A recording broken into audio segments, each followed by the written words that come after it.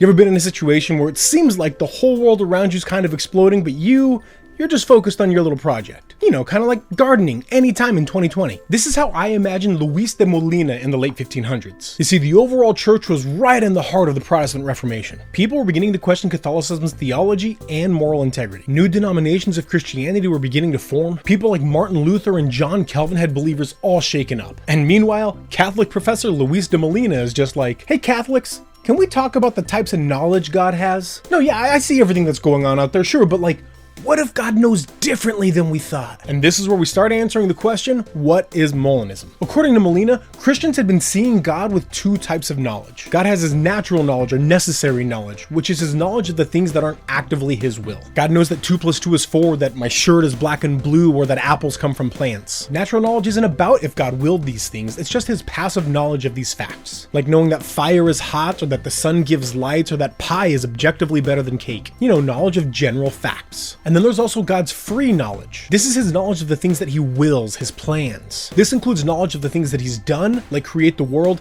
and the knowledge of things that he will do, like conquer the adversary. So to use metaphor, natural knowledge is knowing something like, there is an apple pie on my counter. Free knowledge is, I am going to eat the entirety of that pie later. What Molina posited is that there's a knowledge that's kind of in the center of those two. You have the natural knowledge of the pie and the free knowledge that you will eat the pie. But what about in between? A middle knowledge. That is, in fact, exactly what Molina called it, middle knowledge. Middle knowledge is God's knowledge of what could happen given any circumstance. God doesn't just know all things, he knows all things that could have been and could be. Molinists cite verses like Matthew 11, where Jesus says that if the people of Sodom had seen the mighty works that Capernaum had seen, Sodom would have remained today. 1 Corinthians 2 says that if the rulers of Paul's time had the wisdom that Paul was teaching, they wouldn't have crucified Jesus. And in Deuteronomy 30, God makes it clear what will happen to the Israelites if they choose him and what will happen if they do not. In these verses and so many more, we see knowledge not just of what is, but what could have been and could be,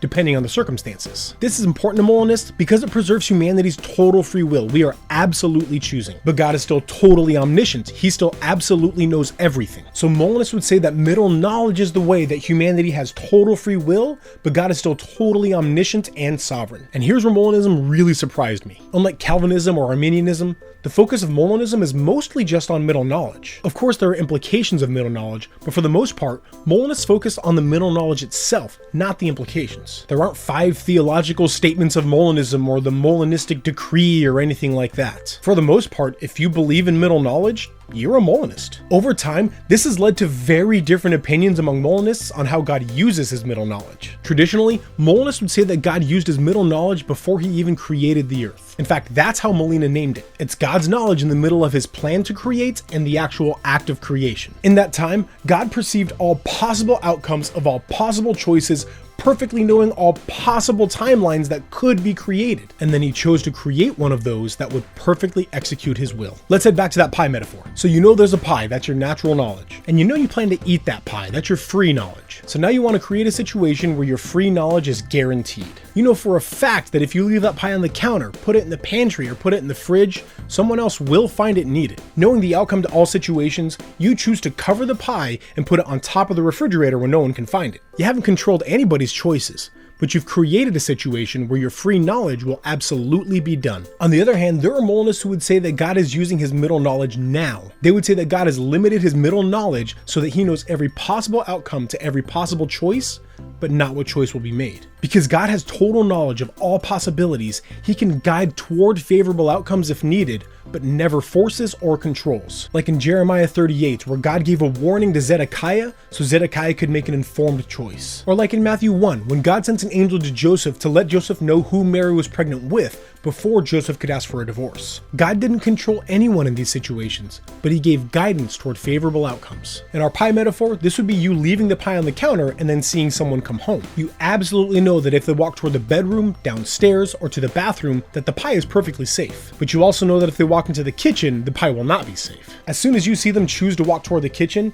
you then cover the pie and put it on top of the refrigerator. You didn't know their choice and you didn't control their choice, but you still exercised your power to guarantee your will. In both of these situations, God has perfect knowledge of the past, present, and future. In fact, his perfect knowledge is of all possibilities of past, present, and future. And to be clear, neither Calvinists nor Arminians would say that God has middle knowledge. Calvinists believe in choice but not free will. That's pretty straightforward. And Arminians would say that God sees the entirety of a singular past, present, and future, saying that there isn't really other possible outcomes. But Molinists believe that God has knowledge of every possible outcome to every possible choice. So that's our quick look at Molinism. And maybe you're questioning right now if God actually has perfect knowledge of the future. Well, then stick with us one more week, because next week we're talking about open theism. And now I really need some pie.